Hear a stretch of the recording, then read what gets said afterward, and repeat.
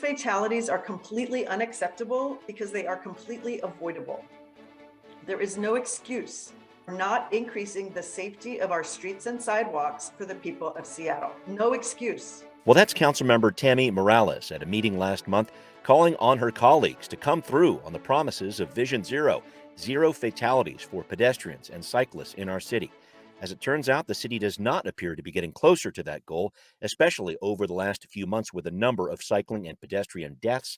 And this week, the Seattle Department of Transportation is trying to chart a path forward. So, what is next for Vision Zero? What's the latest on rate increases for Seattle City Light? And what's the city council going to do about the mayor's veto of some rental regulations that they voted to approve? Well, we are untangling these mysteries and many more on Seattle News, Views, and Brews, your coffee break political podcast. I'm Brian Callanan. I'm a host on Seattle Channel. The views expressed here are my own. And I'm joined by David Crowan, who is a transportation reporter for the Seattle Times. David, it's always great to be with you.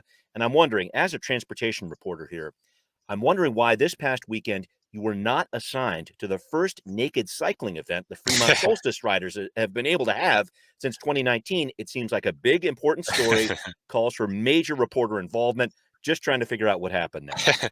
Yeah, I guess I hadn't thought of that as a transportation story. I guess we treated it more like a cultural or a lifestyle choice story. But I you're right. see. It's a I good see. point. But these issues all come together. We'll have to talk more about that later on. Well, David, thank you as always for joining me. Thanks to all of our listeners. Thanks to City Grind Espresso. They are our background noise sponsor for the audio podcast on the first floor of City Hall. Thanks especially to our patrons. I'm pleased to announce Rob has joined us over the past week. Rob is the most popular name of all our patrons, as it turns out. We got intern Rob. I still care about you deeply, my man. Robbie, you're awesome, but a special welcome to your new brother, who is also named Rob. Now, we send out a special Seattle News, Views, and Brews coffee mug to our $10 a month supporters, and you can get a special mention on our mugshot of the week. This week, Lynn sends in another one from the backyard, a summer scene unfolding there. Thank you for your support, Lynn. Thank you for sending in those photos. So if you're a patron, do send in a photo with your mug. We really want to put them on the air. Thanks to Converge Media, too. The video of the podcast airs on Converge Wednesday nights at 7. All right, let's do this thing. Time for Right Here, Right Now. All right, well, here we go. Vision Zero, big meeting for the Transportation Committee on Tuesday, and I'll give you some stats to start here, folks. So since Seattle began this Vision Zero effort in 2015 to have zero fatalities in terms of traffic collisions, etc., nearly 1,200 people have been seriously injured and 175 people have been killed in traffic crashes. David, I know you've reported on this issue extensively. Do you see anything in this Vision Zero presentation by SDOT this week that's going to be a game changer when it comes to realizing this commitment from the city to have zero traffic deaths by the year 2030? I don't know. Yeah, hard to know if anything will be a game changer. I mean, this Mhm. is it's a national trend that's been happening. This is not just Seattle. Nationwide, last year was saw the highest number of deaths in 16 years, and it's almost exactly the same in basically any jurisdiction you look. Hmm. That increase. So this is a nationwide thing. Although that said, a lot of people blame the pandemic because emptier roads means people driving faster. Higher That speeds, and said, that always leads to worse crashes for sure. yeah, exactly. That said, the numbers were going up even before the pandemic, Hmm. and in this presentation, they're forecasting that they're going to continue to go up in coming years. Yeah. One thing, I don't know if it's game changing exactly, but something we've seen shift a lot more is kind of away from.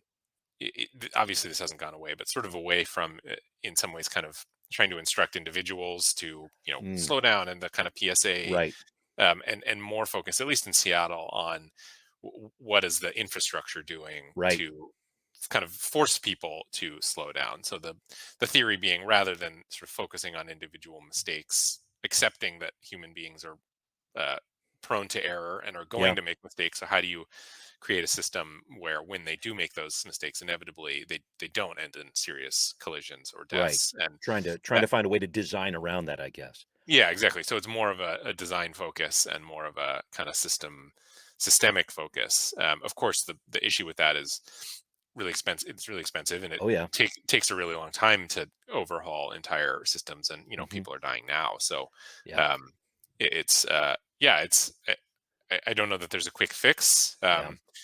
I do think that maybe there's a little more urgency around actually kind of pursuing this goal of Vision Hmm. Zero, because clearly it hasn't. It, the city has not been moving in the right direction, or the direction that No. they want to be. And where people are dying, unfortunately, has a big piece of this discussion too, because in looking at this, the equity issues, I think, with Vision Zero just really jump out at you. So for the last 3 years, nearly half of the fatal crashes in our city have happened in District 2. It's the southeast corner of the city. Many of communities of color live there. Tammy Morales represents that district. She's clearly upset about this. And that number really increased in 2021. David, I just want to look at those numbers focusing on equity and what they tell you, Yeah, I mean, they tell me, and more, more than that, if you look at redlining maps, and right? how they correlate to traffic deaths, Hmm. there's it's not a one-to-one correlation, but does appear to be a correlation between areas that have long been kind of the subject of frankly pretty racist urban planning, Hmm. um, and now we're sort of seeing the impacts of that. And so you think of roads like Rainier Avenue, that's historically been one of the most dangerous in the city, Hmm. and Soto to a certain extent too. But yeah, I mean, it's I think we are kind of reaping what Mm. we've sown, as far as how certain parts of the city have been developed, and w- where community has been listened to the most, and it tends to uh, community members in South Seattle have not historically had as much input into how their city is being developed around them, and I think Right. as a result you see roads like Rainier Avenue, which is just Hmm. very, very dangerous, and for particularly for pedestrians and bikers. Yeah. Yeah. Cars too. There's a lot of Yep. information Sure. on those collisions as well. Just to wrap this up, David, I see this phrase paradigm shift used a number of times in this report, and I am trying to figure out where we go from here. This idea of let's prioritize the safe movement of human beings rather than the fast movement of vehicles. You got a growing city like Seattle.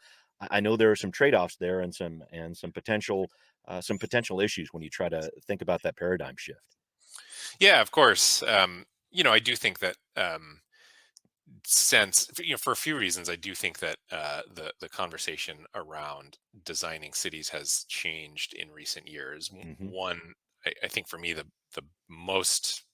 biggest factor has been the pandemic, which is that more people talked about, well, how do we create more public space for people to enjoy, because everyone's locked inside and we want Hmm. open space and airy space. And so we've seen the street cafes, and parking being taken away in certain place to kind of make room for more pedestrians. So that spurred a big shift. And then Right. also, I mean, we've seen, you can argue about what the Biden administration or the federal government has Mm. actually done, but as far as Yeah. the language that Pete Buttigieg is using as Yeah. Secretary of Transportation, he's has been speaking much more publicly about traffic deaths and Right. pedestrian safety, because I do think that people have, for the most part, kind of just gotten used to the fact that thousands of people die on the roads every year. Yeah, just to jump in on the Buttigieg, I thought it was a great quote. If we had 3,000 deaths on our subways or airlines, people would be up in arms, but we seem to take it for granted when it happens on our roads every month. I mean, that's Yeah, that's a big number there across the country. yeah, exactly. And I do think that to a certain extent, again, related to the pandemic, people have been Mm. so much more conscious of. Um, we've been tracking how many people are dying every Yeah. day from Right. coronavirus, and we've been really much more tuned in to kind of Mm. public health and what is killing people. And then I think as part of the habit of doing that, you inevitably start to look to other things and say, well, we're spending all this time and energy, and we're staying home, and we can't go see our friends in order, Right. justifiably, in order to prevent unnecessary death. And Right. yet, we look at traffic deaths, and we're really not doing any of that. So Hmm. why is kind of, I Yeah. think, the question. And um, I do think that as a result, we have seen more focus on how do you redesign streets so that fewer people die. Right. Of course, this is I wouldn't call it widespread exactly. Mm. Highways are still being built. Not only are roads not being redesigned Yeah. to accommodate pedestrians. They are actually, a lot of Yeah. places are actually adding new highways. So this True. is not Yeah. Right. exactly a 180 turn that we're seeing, but it's a cruise. If you think of the cruise ship analogy, it's Hmm. maybe a slow turn that is starting to happen. Yeah, well, definitely something we're going to be watching over the next couple of weeks here. David, thanks for the insight there. I wanted to move on to another issue here, also on the docket this week, a series of Seattle City Light rate increases working their way ever closer to City Council approval. This is in the City Light Committee this week, likely headed for full council approval next week. So, main takeaway here, folks, rates are going up. That's nothing new, but they're going up by about 0.7% more than what City Light had projected they go up in 2021. What does that mean for homeowners? Your average ratepayer out there, another $4 a month, a 4.5% increase. Why is this happening? I wanted to dive into this. It's very complex, but this one issue I'm seeing raised in this report, David, is a bit of a red flag for me, talking about inflation. Here's a quote from the report. The estimates for inflation in 2022 are growing as City Light proposes the rate path. So those estimates are going up as City Light's actually putting out this proposal here. While this is of concern, it's not a phenomenon unique to City Light's budget. And as with other city departments, the council may wish to closely track City Light's budget as we move through uncertain economic times. I just wanted to bring this up, David, because seeing all these headlines about inflation around the country as we try to get out of pandemic mode, but it does make me wonder, how will this impact city budget discussions this fall? City Light, a lot of other departments too. What's that going to be like trying to chase a moving target that's really being affected by inflation right now? Yeah, I don't know. As you mentioned, the energy market, all this is pretty complex. This is Hmm. does seem like kind of exactly what economists fear around inflation, which is um, City Light responding to inflation by raising prices, therefore contributing to inflation of Yeah, energy right, prices. right. This kind of spiral that economists warn about and are kind of most scared of. Hmm. City Light is supposed to be kind of a self-contained entity. It's kind of there's a reason why they charge rates specifically for City Light. Um, and I mean, I think inflation is just another issue that City Light has been kind of following for years. I mean, the model of City Light, in some ways, it faces and has faced kind of an existential Mm, issue, which is that people are using less electricity, which true, is right? a good thing, and from one respect, because climate change and we want to decrease our consumption, but Of also course. it puts City Light in kind of a tough position because it is supposed to be a self-funding department. I mean, their Hmm. budget doesn't come from the general fund like Right. other departments. Hmm. And so, yeah, I mean, it's tricky because uh, it's not a private company like Yep. like, I mean, and I think a lot of people think that's a good thing, but Yeah. it Hmm. does mean that unlike if PG&E has issues, they've got to Sure. kind of answer to shareholders, and it's the private business's problem. This is Hmm. not a private business's problem. When that when Seattle decided it wanted a public utility, it also accepted the responsibility for kind of ensuring its sustainability. Yeah, and I just wanted to take it one step further and kind of look at the flip side of this, David, which you touched on earlier. So, according to this report from City Light, you have 40,000 residential and business customers with unpaid bills. The dollar amount of those unpaid bills, nearly $40 million. So, I know the city has passed a number of measures over the past few years to try to keep utilities on for people who might have financial hardships or whatever else. But as we're kind of moving out of pandemic mode, City Light is going to restart its collection practices, which could mean cutting off power for unpaid bills after attempting to get people to take advantage of many of the assistance programs out there. I just think about this big challenge, David, trying to right the ship for City Light in terms of making sure those bills are paid while trying to make sure that thousands of people don't get cut off.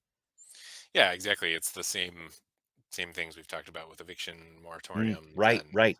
assistant, child tax credit and unemployment benefits. A lot of these things that were built to prop up individuals and the economy during the pandemic, which Yeah. um, basically worked at the time. Mhm.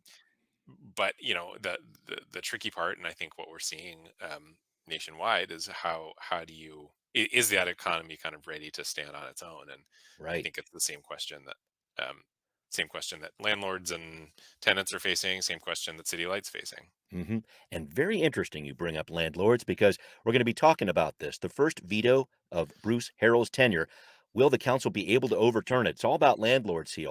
Let's talk about this. Will the council be able to overturn it? Does it even want to overturn it? We're going to break it down on Now Hear This.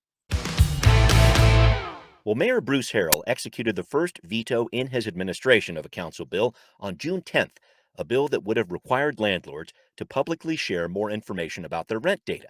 Now, this was a bill that had two unlikely co-sponsors, Councilmember Peterson and Councilmember Morales. And Councilmember Peterson is calling the question in a meeting coming up in the first week of July. Here's how he made the case at a recent council meeting.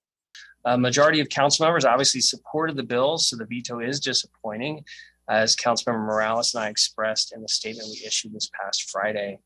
For the 4 colleagues who did not vote in favor on May 31st, please know I'm available to discuss with any of you further the merits of reconsidering on July 5. So, David, looking at this, yes, there was a majority of council members who approved this measure, but it was a very close 5-4 vote, and the council would need 6 votes to override the veto. I want to look at the politics of this first. Do you have the sense that Councilmember Peterson can convince one more council member to join him in pushing back against this veto? I'm trying to figure out what message that would send with the one Seattle ethic the mayor's been espousing over the last several months. Yeah, I don't know. It seems unlikely. Yeah. I think if a council member wanted to support this, they would have supported it from the first round. Hmm. And I think one of the reasons why Mayor Harrell vetoed this was concerns about how much it cost. And as we have a story in the newspaper this morning from my colleague Hmm.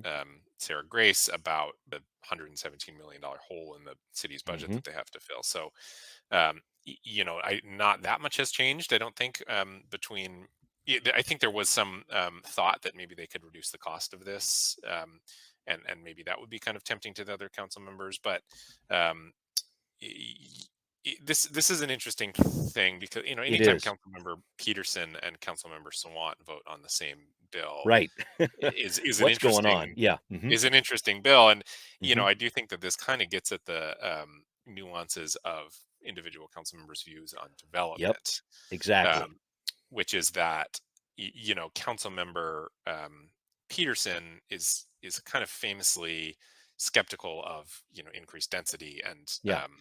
Mandatory housing affordability policy for the city. He's been a critic of that for many years. Keep going. right. And so, as my colleague Heidi Groover had kind of pointed Hmm. out, his motivation for this seemed to be because he wanted to, get a better sense of the amount of quote naturally affordable housing, Yes. and Hmm. in some ways to kind of it seemed to show that maybe Seattle doesn't need to be adding as much density as some of the Right. urbanist types are kind of Right. advocating for. Hmm. And as we know with Councilmember Swan, she has voted for all of the upzones in the past, so she's not Hmm.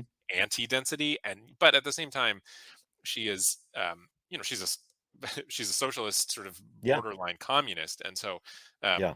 is not exactly a big fan of looking to private developers to solve the city's housing Right. crisis. And so Yeah. And I I think, just, yeah, keep going. yeah, Sorry. go ahead. No, I was just going to say with Sawant, I think she supported this because she almost had an idea that this was something that could help bolster her arguments for rent control and some of these other measures she's been working on. Right, exactly. So I think that their two reasons are different in some ways because Yeah. but both of them it feels like are looking for data to kind of justify the Yeah. position that they have Mm. already. And I think in the grand scheme, I don't know that, I mean, as a reporter, I'm always interested in seeing more data. I'd be happy to Hmm. see more data from this. I don't think this is necessarily has to be a controversial thing. The Northwest Multiple Listing Services used to put out data all the time. They don't really do that anymore, but that Hmm. was a private company that you had to pay for. And so it's not like it would be a new thing exactly to like have this data, but the concerns seem to be, how much does it cost to implement, Yeah. and what is the burden on landlords to produce this data, and Hmm. then the sort of more politicky side of it, which is what we just talked about, is Yeah. what are the council members going to do once they have this data in their hands? Right, right. It's interesting. You look at this Dupree and Scott private company husband and wife team actually did this for 38 years, but they closed up in 2017, and Seattle really hasn't had good data since then. And I think this is going to become a more and more important issue, David, as we approach this update of the comprehensive plan, which I know a lot of people are bored about, but this is something that covers up zones, et cetera, in 2024. And I think there's a lot of positioning going on right now to try to get the data that's going to help out here. And I'm not sure if this bill is the way, but that's going to be a big argument point, talking point, as this idea or debate, I guess, over the comprehensive plan plays out over the next couple years.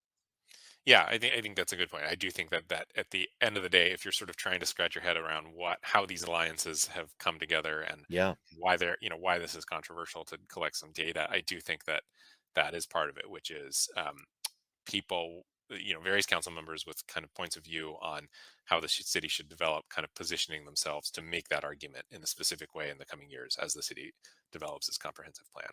so much going on there. We'll see what happens on July 5th, but I did want to cover another issue here.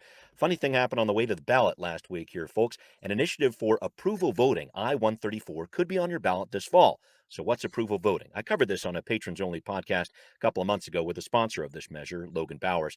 So this would affect how Seattle picks mayors, city council members, and city attorneys. You could select multiple candidates in each primary instead of just one. So the two candidates with the most votes in the primary would still advance, as they do now. In the general, you would still only select one candidate.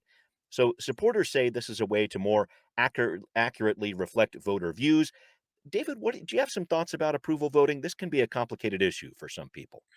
It is a complicated issue, and I don't have a sort of great grasp of how this would actually play out in Yeah, the real world, because it's experimental in some ways. We don't I don't right. maybe there are places. I don't know. I'm no expert in this. I haven't seen any Yeah. kind of real world experiment in how this would play out. I do. Seattle, excuse me, St. Louis recently adopt this, but a Mm. lot more jurisdictions out there use that ranked choice voting, which I think a few people have heard about in our state. But keep going. Right. Yeah, that's what I was going to say, which is Yeah, I know that the proponents of ranked choice voting do not like this, yeah, because I think ranked choice voting, you kind of tier them a little bit. This yes. creates a little bit more of a flat system.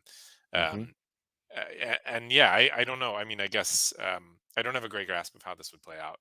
I'd be Yeah, certainly interested to see, but my sense is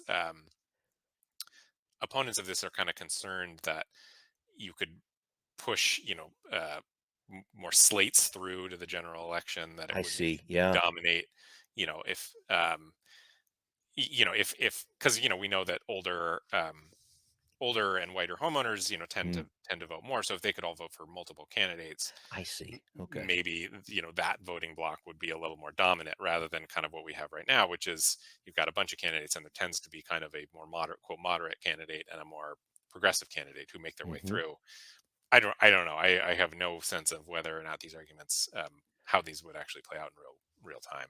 Yeah, it's going to be interesting to see how this plays out for sure because the city council could take this and make it law. They could put it on the ballot as is. They could offer their own competing ballot measure or whatever else. But it's one of those situations where just when you think, that ballot in November, there's not going to be too much going on Yeah, there. right, It's getting crowded pretty quickly with some interesting stuff. So right. very much interested to see what happens next there. But all right, we're going to talk about what's coming up next. What's happening with the 4th Avenue South Bridge here, and why has it remained unprepared after 3.5 years of serious structural problems?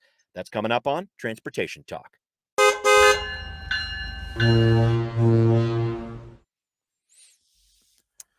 Move on to that piece. Okay, please still work for me, iPad. Thank you. 5, 4, 3, 2. David, you recently wrote about a troubling transportation issue on 4th Avenue South, south of downtown, where a bridge over the rail yards there, deemed as functionally obsolete several years ago, still hasn't been repaired. What's going on with this?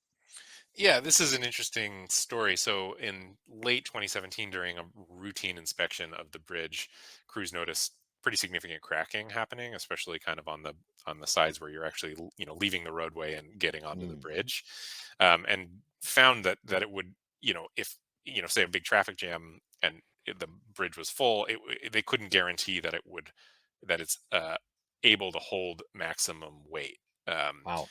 and so as a result, they closed down one of the two northbound lanes and then push all trucks into the center lane going southbound. Mm. And so if you go down there, it's got these cones lined up, Yep. and the repairs in some ways, I mean, this bridge has two issues, which is the kind of immediate one, which is the cracks that need repairing so that it can Right. actually hold the weight. And then there's the kind of longer term issues around seismic stability. That's Hmm. sort of a separate issue, which will cost a lot more and which the city also needs to figure out. We're Yeah. kind of talking about these more immediate cracks. Hmm. And so, they thought maybe, they would just fix it. They'd spend 10, $5 to $10 million fixing it. Hmm. But because it goes over these rail tracks, Yeah. um, if they wanted to do the work from below, which is really what Mm. they needed to do, they need to get a permit from Union Pacific, which owns these railroad tracks, and Yeah. they have 3.5 years later have still not been able to do that. Union Wow. Pacific um, is really hesitant to allow crews down there. They really don't want to disrupt any train operations. Mm.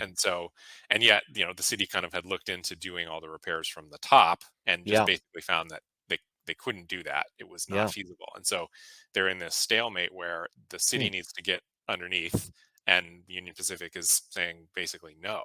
And so Mm. they're hopeful, they say, that they will have a plan by the end of this year and could maybe do construction next year. But as of this moment, they still don't have any agreement with Union Pacific to do that work, and so the bridge is still reduced by a lane, and it's still Right. um, technically cannot support the full weight that it should be able to. Wow, I know we have a lot of bridges around the city that have a number of different issues and functionally obsolete. I've seen that phrase attached to a number of them as well, but this is just such a frustrating thing, I think, for I guess everybody involved there. Do you see any headway on this in the year ahead? What's going to unpack the logjam? Any ideas there? Well, I think what could impact the logjam is that if something were to go wrong with this bridge, it's Ooh, also yeah, Union Pacific's problem. yeah, Because if they think having crews down there is an issue, if concrete starts falling onto their train tracks, that's maybe a much bigger issue. that sounds bad. Yeah. So both sides are saying yes, we're still in conversation. We think we can kind of figure this out. But it Hmm. has been 3.5 years and nothing's changed. So Councilmember Peterson suggested even going to our federal delegation to work this out because the railroads are under kind of federal supervision, and Right, so right. it does kind of get at this larger interesting thing, which is that because basically the railroad tracks were there before Seattle became what it is today, they have Yeah. priority over these. So Seattle has to work around the railroad tracks, which can be Huh. a really frustrating thing in a city that is just trying to move its people from point A to point B. Right. And then, as you mentioned, of course, there's the much bigger problem, which is there are at least 16 bridges that are Hmm. in immediate need of seismic uh, upgrades. This bridge alone could use more than $200 million worth of seismic upgrades that are totally kind of separate from just this one repair problem. Right. And recently, the Seattle Department of Transportation has actually scaled back the number of bridges that they think they can fix because of Yeah. budget issues. So again, there's the kind of immediate problem of uh, this lane being closed, and then the Hmm. arguably much bigger problem that the city has not figured out yet, which is a lot of its bridges are in need of a lot of work. Oh, yeah, I'm imagining there's a few people in the Magnolia neighborhood who read Right. this article and, like, "Tell me all about it," you know? Right. I there Right. there's a number of different places that have those issues, but thank you, David, for bringing all those pieces up. We need to start wrapping up the show, but I wanted to talk to you about something I thought was very interesting. I saw that you recently took a ride on a Velo scooter out there, which I haven't tried Mhm. yet, and I think that's mainly because the mini pedals on there look like maybe a hamster could use Yeah. them. Right. What's going on with this? What was your experience like? They're fun because Mhm. they're pretty zippy and they've got a throttle. The fact that they are called bikes is kind of Mm. hilarious to me because I was riding one and you kind of push the pedal and it gets you up to 17, 18 miles per hour. So you get going pretty quickly. But when you Okay. pedal, it's just spinning. It's not doing anything. I never once Yeah. successfully used the pedals to go anywhere. I'm not sure if it's like bringing a charge, but Mm. calling them bikes seems like kind of a loophole when in Bit of a fact stretch there. they're clearly just electric scooters. I see. I see. Yeah, I was trying to think of like the old moped days with like, trying to really motor Right. around on the pooch or something like that. Not exactly the same there. No, So, yeah. I'm glad you made it through there, David. And thank you as always for helping me out with the show. Thanks to everybody listening out there. It's Seattle News, Views, and Brews, where you can always find out what's brewing in local politics. This podcast is available on all the major podcast platforms out there. And once again, if you are a listener, please do support the show on Patreon, Seattle News, Views, and Brews. It would be greatly appreciated. Thanks for watching on Converge Media, too. We will see you next time. Seattle News, Views, and Brews is an independent production of Callanan Media Services. Copyright 2022.